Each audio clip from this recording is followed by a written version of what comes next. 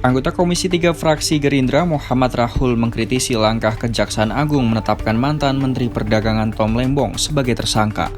Ia menilai hal tersebut terkesan terburu-buru. Sedangkan Rudianto Lalo, anggota Komisi 3 DPR fraksi Nasdem yang menyebut jika kasus Tom Lembong dapat menimbulkan banyak persepsi terhadap publik. Saya ingin menyampaikan penetapan tersangka kasus dugaan korupsi impor gula mantan Menteri Perdagangan Thomas Trikasih Lembong atau dikenal dengan Tom Lembong.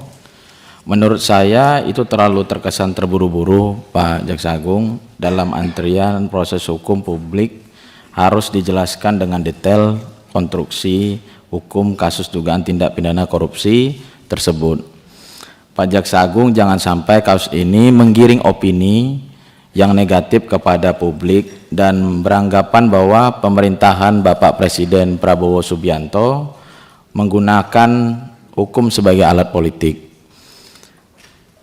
Pengusutan kasus tipikor Tom Lembong ini harus jelas, pelaksanaan tugas penegakan hukum harus selaras dengan cita politik hukum pemerintahan. Indonesia memerlukan persatuan nasional yang kuat dengan tetap menjunjung tinggi tegaknya hukum. Kasus Tom Lembong, tidak ada angin, tidak ada hujan, tiba-tiba dinyatakan tersangka. Tentu memunculkan persepsi di publik.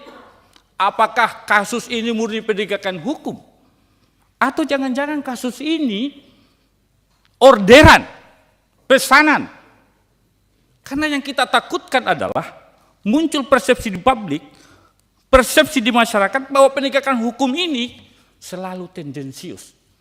Hanya menarget orang-orang tertentu, menarget kasus-kasus lama. Nah itu kita tidak mau, Pak. Saya percaya Pak Jaksa Agung pasti selalu meluruskan dan memurnikan penegakan hukum.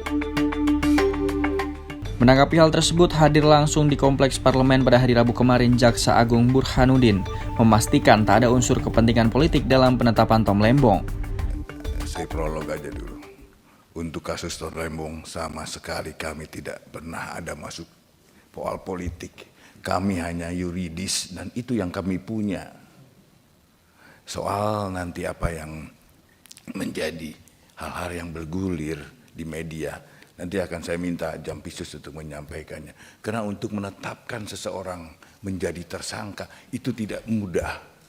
Kami melalui proses tahapan-tahapan yang sangat rigid dan tidak mungkin kami menentukan seseorang menjadi tersangka. Ini akan melanggar HAM. Kami pasti hati-hati. Nanti Jampisus akan menyampaikan apa dan mengapanya. Dalam hal ini Komisi 3 DPR RI secara khusus mempertanyakan kepada Jaksa Agung mengenai duduk perkara penetapan Tom Lembong sebagai tersangka. DPR tak memungkiri munculnya anggapan publik bahwa penangkapan Tom Lembong terlalu dipaksakan lantaran ada kepentingan politik.